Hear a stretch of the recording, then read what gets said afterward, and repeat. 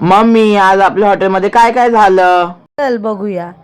नमस्कार, स्वागत आहे तुमचं आपल्या फ्रॉक अँड स्पून रेस्टॉरंटमध्ये. हे बघा, आपल्याला आज अशी मस्त लॉलीपॉपची ऑर्डर आली होती आणि लॉलीपॉप आपल्या इथे ते खायलाच आलेले. हे आपले रेग्युलर कस्टमर आहेत, त्यांना आपले लॉलीपॉप खूप आवडतात.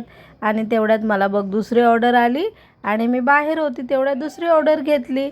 आणि हे बघ, तोपर्यंत याने ते लॉलीपॉप फ्राय करायला टाकलेले, पण त्यांना असे क्रंची हवे होते म्हणून मी स्वतः चेक केले आणि त्यांना असे प्लेटमध्ये टाकून आपण त्याला सिल्वर फाईल लावली.